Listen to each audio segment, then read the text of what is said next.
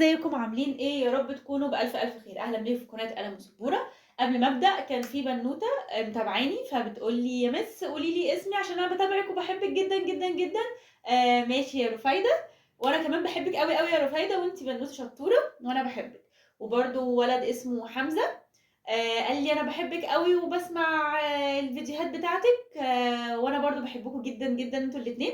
واي حد عايز يقول اسمه زي اقول اسمه في الفيديوهات زي رفايدة وحمزة يكتب لي في الكومنتات اسمه وانا هقول اسمه. طيب دي حاجة. تاني حاجة ندخل في الدرس.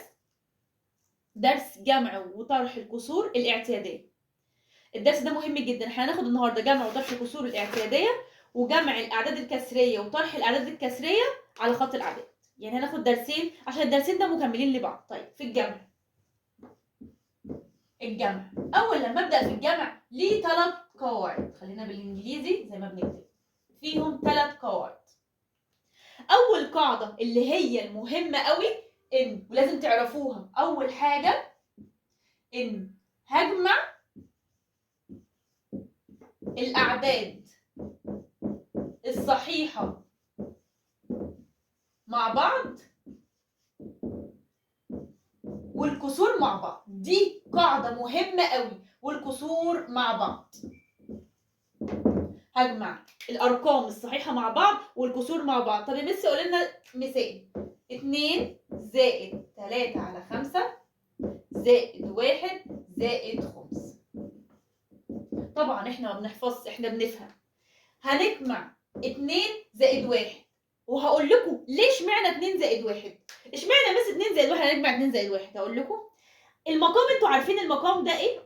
المقام ده على 1 بس ما بيتكتبش. يعني مش متخيله مثلا لما حد مثلا يقول لك ايه 2 زائد 1 هيقول لك مثلا 2 على 1 زائد 2 على 1. لا، ما هي 2 على الواحد بيساوي 1 و2 على 2 بيساوي 2، فعشان كده اخترنا على طول 2. يعني هي اصلها الكسر بتاعها 1 بس ما بيتكتبش. طبعا احنا عارفين لما بجمع الكسور مع بعض اللي هي مقاماتها موحده. هنا 5 مع 5 المقام زي بعض عادي، البسط تمام. هجمع البسط الاول الارقام لوحدها. يعني ايه الارقام؟ يعني 2 و1 اهو. اوعى حد يقول لي 2 زائد 3 وزائد 1 زائد 5، غلط. 2 زائد 1 3، خلصنا. عاملين كده زي البنات والصبيان. يا جماعه اجمعوا لي البنات مع بعض والصبيان مع بعض. بجمع الارقام لوحدها وبجمع الكسور لوحدها. 2 زائد 1 3، وهنا 3 و1 4 والخمسة تنزل. الخمسة أساسي. الخمسة مقام. لما حد بيجي عندنا يقول لك ده انت مقامك عندنا كبير قوي، ما اقدرش العب في المقام، ما اقدرش اجمع المقام. دي أول قاعدة. هجمع الأعداد الصحيحة مع بعض والكسور مع بعض. ماشي. تاني حاجة برضو هي على فكرة سهلة قوي. هجمع برضو الأعداد الصحيحة مع بعض والكسور مع بعض، بس في اختلاف بسيط. ايه؟ مثلا 1 زائد 4 على 5 زائد 1 زائد 1 على 5. حاضر يا مس، احنا هنعمل القاعدة بتاعتك الثابتة اللي هو هجمع الأرقام الصحيحة مع بعض وهجمع الكسور مع بعض. برافو. 1 زائد 1 2 والكسر المقام ينزل. 4 و1 5 اهي يا مس 2 5 على 5. احنا عارفين من المرة اللي فاتت ان 5 على 5 بيساوي كام؟ 1 صحيح. يبقى 2 زائد 1 بدل الاتنين دي هتبقى 3. افهمكم. لو مثلا خلينا في البيتزا مثلا متقسمه 4 اهي، والبيتزا اهي متقسمه 4 والبيتزا اهي متقسمه 4. ماما قالت لك ايه؟ طبعا الجزء المظلل ده يعني واحده كامله. انت كلتي كام بيتزا؟ ماما ده انا كلت بيتزتين و4 على 4. انت خايفه تقولي ماما انا كلت 3. 2 و4 على 4. عارفين زي مثلا لما حد يعمل سيل ويقول يا جماعه ده سعره 99 جنيه، ما تقول 100. هي بالظبط كده. هنا بيتزتين و4 على 4 يعني 1 صحيح، يعني 3 زيها بالظبط. 2 و5 على 5. طيب هنعمل 5 على 5 دي 1 صحيح. 1 زائد 2 3. 1 زائد 2 3. طب هي 5 على 5 بس؟ لا، اي رقم على نفس الرقم. ثواني برضو احنا مش بنحفظ، احنا بنفهم. 6 على 6. 6 على 6 بيساوي ايه؟ يعني كام في 6 يديني 6؟ 1. 6 على 6 فيها الواحد، 1 في 6 ب6. عرفتوا؟ يعني نشطب على دي ونعمل 1 صحيح وهنزودها. دي تاني قاعدة. برضو هي الأصلية، اوعوا تنسوا اللي أنا بجمع الأعداد الصحيحة مع بعض وبجمع الكسور مع بعض، بس هنا الفرق لما نلاقي 5 على 5 لأ. طب هتفرق؟ هتفرق، عشان لما يجيلك في الاختيارات مش هيجيلك كده، هيجيلي 2 ولا 3 ولا 1 ولا 5. اوعى حد يقول لي 2 مش لازم، ده مش حاجه اسمها مش لازم. الكسور مش حاجه اسمها مش لازم، كسر لازم. انت مثلا ماما جابت بيتزا، انت كلتي ربع، مش لازم ان انت كلتيه. انت كلتي ربعين، انت كلتي 3/4، مفيش حاجه اسمها مش لازم. الكسور في حياتنا احنا بنستخدمها واحنا مش عارفين اصلا. محدش يقول لي هي، مش حد يقول لي هي بنستخدمها في حياتنا. مش حاجه اسمها دي اقل من 1 ملهاش لازمه، لا ليها لازمه. ده سعر الحاجه دي مثلا 5000 جنيه ونص، النص مهم. 10 جنيه ونص، ده انا يا ماما جبت الحاجات دي بكذا ونص. فكل الحاجات دي مهمه وبنستخدمها والله في حياتنا. طيب دي تاني قاعده. ثالث قاعده برضو اعداد صحيحه مع بعض بيبقى فيه اختلافات بسيطه. ايه؟ 5 على 9 زائد 3 على 9 زائد 3 على 9 زائد 3 يساوي الارقام الصحيحه، اهي 3. انزلها زي ما هي. في رقم تاني صحيح غيره؟ لا شكرا، انزلك زي ما انت. والكسور مع بعض، طبعا التسعه مقامها عالي، انا مش باجي جنبها. 5 و3 8، 8 و3 11. بصوا دي بقى مهمه، طلعت في الاخر ايه؟ خلينا هنا في الوسط. اوعى حد يقول لي هنضرب وبعدين نجمع، لا. ليه؟ عشان الكسر اللي هي بتاع نضرب وبعدين نجمع ده، انا قلت لكم المره اللي فاتت لو افتكرتوا اللي هو الاعداد الكسريه تتكون من عدد وكسر فاعلي. كسر فاعلي وعدد، ده كسر فاعلي؟ لا. طيب هقول لكم طريقه جميله. هي ال 11 دي سيبك من الداتا دلوقتي، ال 11 دي كام على الكام؟ ال 11 دي قصدي كام زائد كام؟ ال 11 دي عباره عن 9 زائد 2 على 9. ثواني، اشمعنى يا مس اخترتي بقى 9 زائد 2؟ ما تخترتيش 10 زائد 1 ليه؟ اشمعنى؟ عشان المقام 9، فانا قلت 9. انا بحاول، هي طالما بصوا، طالما البسط اكبر من المقام يبقى هنا في واحد صحيح وفي باقي. طالما البسط اكبر من المقام يبقى هنا في واحد صحيح عايزه اطلعه. انا بعمل ده كل ده عشان اطلع الواحد الصحيح، طلعته اهو. عملت كده 9 زائد 2 على 9 اهو. بصوا هعمل كده وهعمل كده. 9 على 9 فيها الواحد الصحيح. يبقى الثلاثه دي هتبقى كام؟ 4. ما احنا خلاص قلنا بقى 9 على 9 واحد صحيح، 10 على 10 واحد صحيح. طيب والكسر بقى هيبقى ايه؟ هيبقى ده؟ لا خلاص، هيبقى 2 على 9. تاني جماعة، طلع في الآخر 11 على 9.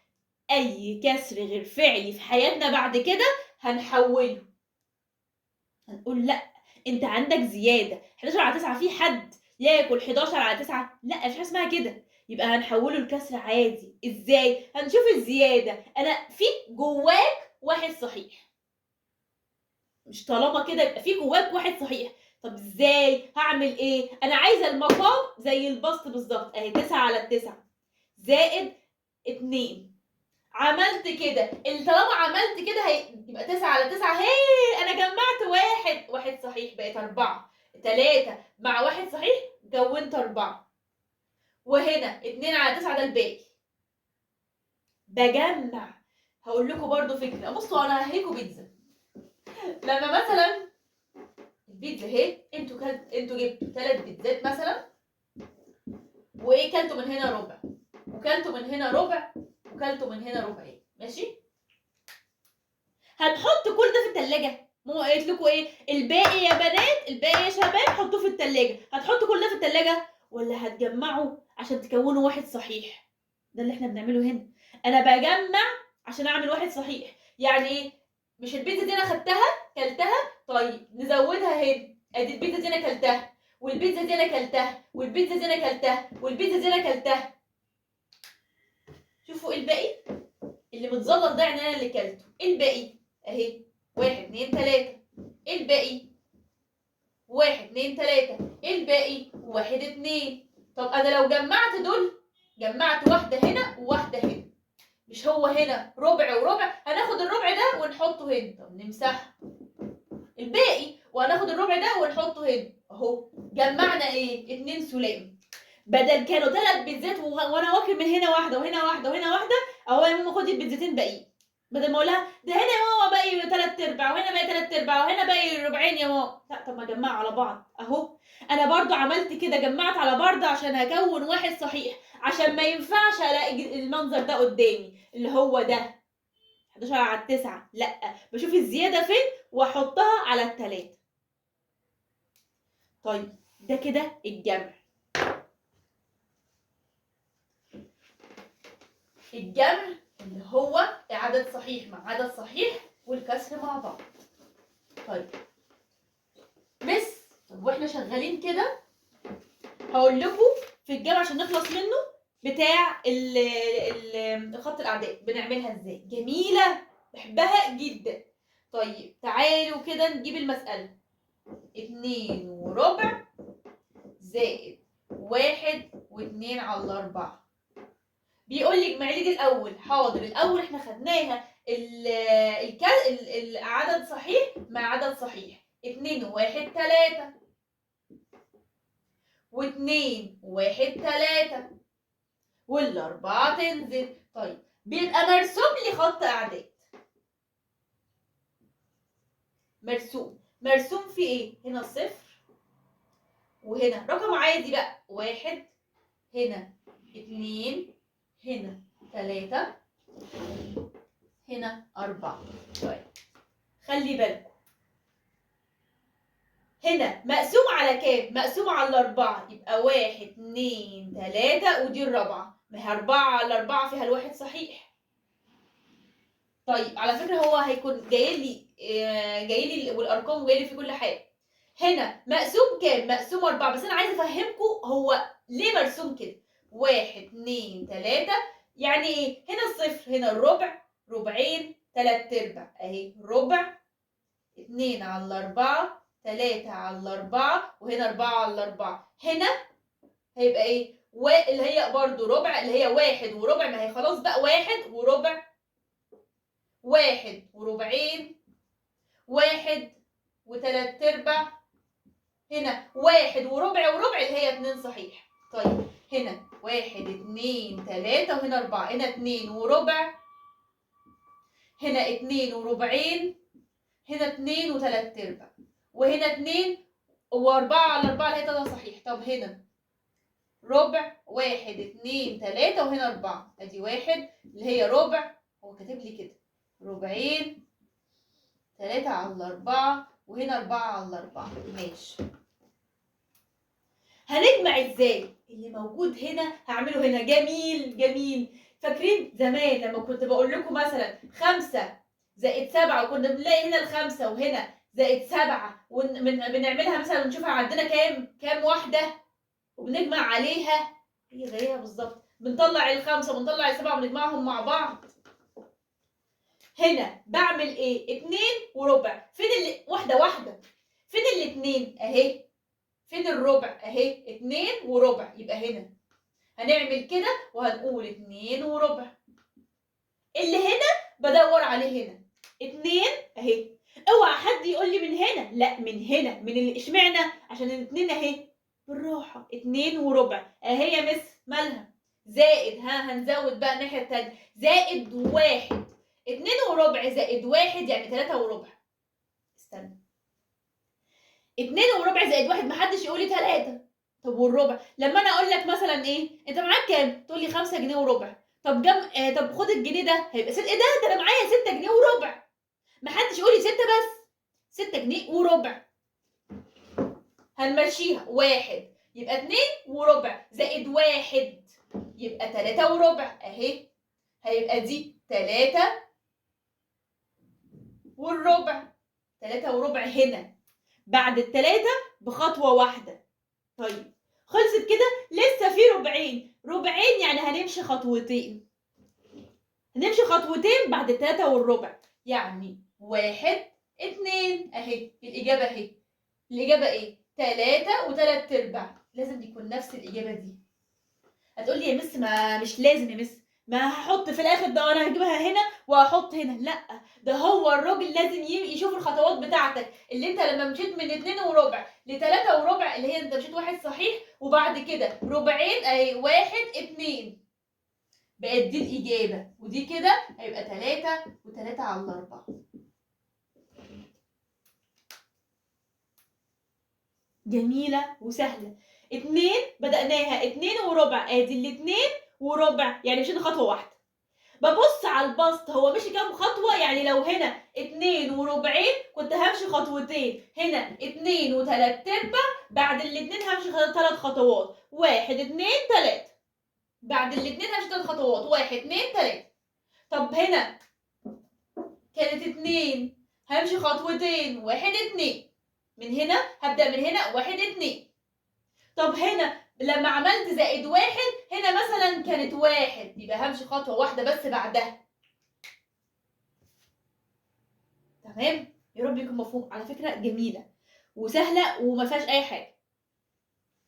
طيب ده الجمع وخلصنا منه. ما فيهوش أصلا حاجة، ما فيهوش حاجة الجمع. الطرح برضه ليه خاصيتين واقلب وخلاص. الطرح انا عايزه اقول لكم حاجه، ان شاء الله الجمعه الجايه ان شاء الله هعمل مراجعه على ال4 دروس دول. فين؟ على الواتس، عامله جروب على الواتس. في ناس كتير هشرح فيهم ده. وانا قلت كل اسبوع ان شاء الله هحل تقييم بتاع الاسبوع وهنشرح اللي فات، بحيث لو في تقييمات اسبوعيه احنا تمام. طيب لو في الدنيا مثلا امتحانات اخر الشهر، تمام الدنيا تمام خلاص. طيب الطرح فيه قاعدتين. اللي عايز الجروب يكتب لي في الكومنتات وانا هدخله في الجروب. الجروب ده مش هعمل حاجه، هو خاص بيا انا، بنزل فيه الفيديوهات بتاعتي اول باول وبنتناقش فيه، واللي عايز حاجه حلو يعني. وكل جمعه بظبط ساعه واقول لهم هناخد الساعه دي. طيب الطرح فيه قاعدتين. اول حاجه طبعا احنا عارفين في الجمع لما كنت بقول ايه، واحد مثلا لو كان في 1 زائد 5 على 6 كنت هعمل ايه؟ هتساوي 1 و5 على 6 صح؟ في الطرح لا.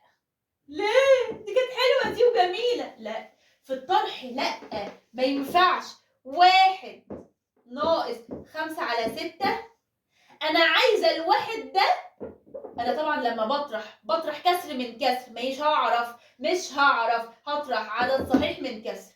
مش هعرف يا بنات، مش هعرف. طب اعمل ايه؟ الواحد ده هشطب عليه وهحطه كام؟ سامعه اللي قال لي 6 على 6، عشان 6 على 6 بيساوي 1 ناقص 5 على 6 صح. طب واشمعنى 6 على 6؟ عشان المقام هنا 6، فحطيت 6 على 6. طرح عادي، كسر عادي. 6 ناقص 5 1، وهنا 6 سدس. شفتوا الجمال؟ مش هينفع اطرح عدد صحيح من كسر. في الطرح ما بينفعش. زي مثلا لا بينفع اطرح 2 ناقص مثلا 8. لا مش هينفع. ما تقولش 8 ناقص 2، مش هينفع. بمشي كده 2 ناقص 8 اهي. اي واحد صحيح هعمل كده يا مس. يعني لو دي كده مثلا دي 7 ودي 3 كنت عملتها ايه؟ 7 على 7، عشان انا المقام عندي هو اللي فارق معايا. انا بخاف منه قوي، اللي هو المقام لو موحد انا تمام، انا في الامان وهعرف اطرح البسط. اللعب كله فين؟ في البسط، لكن المقام ثابت. اللي هو ايه؟ اعملوا اللي انتوا عايزينه، انا هنا موجود. اعملوا اللي انتوا، يعني انا عايز ارضي مين؟ انا عايز ارضي المقام. انا المقام عندي مهم دلوقتي يكون راضي عني يا مقام. يعني انت موحد كده عشان انا اقدر العب فوق براحتي. انا تمام كده تمام.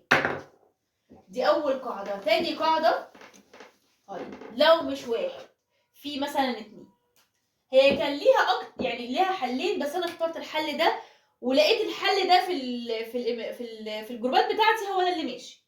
يعني لو كان ليها حلين بس كله قال لي لا بس احنا فاهمين دي اكتر. ماشي، بصوا الاتنين دي هطرح منها واحد.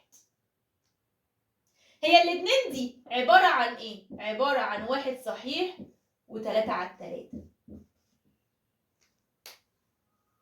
ايه ده بجد؟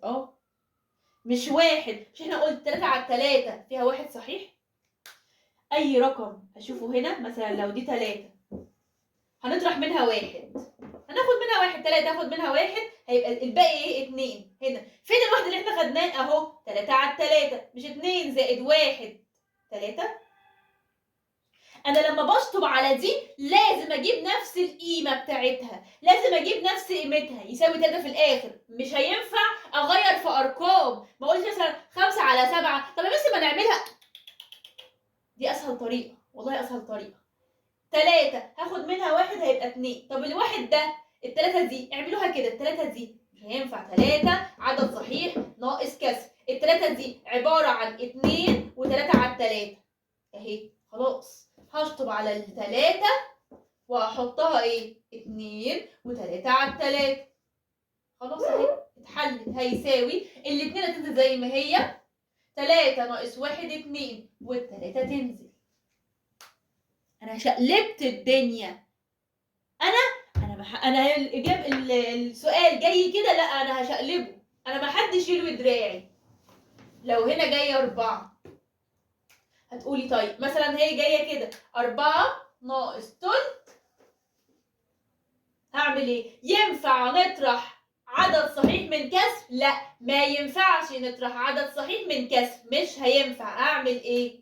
اقول اشيل منها واحد هتبقى 3. فين الواحد اللي انت شلتيها؟ بس انت بتشيل كده وخلاص. طيب يا جماعه 3 على 3، اشمعنى 3 على 3؟ المقام، بنرضي المقام. ما ينفعش اقول 2 على 3. هي 2 على 3 بيساوي 1 صحيح؟ لا، 3 على 3 يساوي 1 صحيح. اهي 3 زائد 1، ما 3 على 3 دي اللي هي فيها الواحد، 3 زائد 1 4 بس. يبقى هشطب على الاربعه دي واحط 3 على 3. هطرح طرح عادي. العدد الصحيح 3 ناقص مفيش 3 والتلاتة ينزل، 3 ناقص 1 2. تمام؟ اتمنى اللي هي تكون وصلت. واي حد، انا كده كده بقولك هعيدها تاني يوم الجمعه، هعيد الحاجات دي تاني يوم الجمعه، وكل جمعه ان شاء الله باذن الله هعمل كده. نجمع شويه دروس ونراجع عليها. طيب عايزين نعمل خط الاعداد. خط الاعداد دي مس هيجي لنا مرسوم. هيجي لنا مرسوم. فين خط الاعداد؟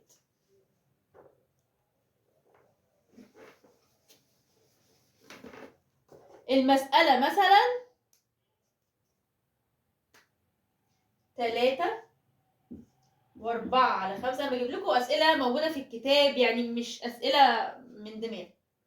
3 4 على 5 ناقص 1 3 على 5 هيساوي. تعالوا كده نعملها. دي محتاجه حاجه، لا رقم صحيح اهو مع رقم صحيح وكسر مع كسر. 3 ناقص 1 2 والكسر 4 ناقص 3 1. 4 خدنا منها 3 يتفضل 1 والمقام محدش بيقدر يجي جنبيه. طب تعالوا كده نعملها خط الاعداد. بتقسم لكام بقى المره دي؟ بتقسم ل5. بتقسم لكام؟ بتقسم ل5 اهي. 1 2 3 4 والخمسه 1. 1 2 3 4 والاتنين 1 اللي هي 5 على 5. 1 2 3 4 والخمسه 1. 1 2 3 4 والاربعه بعد كده دي 1 صحيح. طيب هو بيقول لي ايه؟ 3 و3 على 5. 3 اهي، معلش 3 و4 على 5. 3 اهي، واحده 3 و4 على 5. هنمشي كام خطوه؟ 4. 1 2 3 4 اهي. التلاتة فين؟ انا عاملاها فين؟ التلاتة اهي. 1 2 3 4 اهي 4 على 5 يبقى كده دي 3 و4 على 5 ماشي. ناقص ايه؟ ناقص 1. 3 و4 على 5 ناقص 1 هتبقى 2 و4 على 5 ادي ده الاتنين. 1 2 3 4 اهي. مش انا في الزيادة كنت بزود 1 هي نفس الكسر. طب انا المرة دي لا، هنقص 1. هنقص 1 هتبقى 2 و4 على 5 وهعمل كده عشان اعرفه انا عملت ايه. 2 و4 على 5 ماشي. ناقص 3 على 5 تاني حاضر. هنمشي كام خطوة؟ 3 خطوات. هنرجع بقى 1 2 3 دي اللي هي ايه؟ 2 يبقى 1 على 5. مش احنا قسمناهم على 5؟ دي كده 2 و1 على 5 حاضر اهي 2 و1 على 5. لما بزود بمشي كده، لما بطرح بمشي كده، بنقص برجع. التلاتة وهنا ناقص 1 2 اهو. 3 و4 على 5 ناقص 3 ناقص 1 الاول. 3 و4 على 5 ناقص 1 تبقى 2 و4 على 5. طيب والكسر 3 على 5 يعني همشي كام خطوه؟ 3. هرجع 1 2 3 اهي هتبقى 2 وخمس. اشمعنى 2 وخمس؟ المره اللي فاتت كانت وربع عشان مقسماها على 5 عشان المقام كله 5. انا كده خلصت الدرسين، او بمعنى اصح انا خلصت المفهوم الاولاني كله في الوحده التاسعه. فاضل لي المفهوم التاني. ماشي. اي حد عايز اي حاجه يقول لي، يكتب لي في الكومنتات يا مس احنا مش فاهمين كذا، يا مس احنا عايزين الجروب. ما تنسوش تعملوا لايك وسبسكرايب للقناه. باي.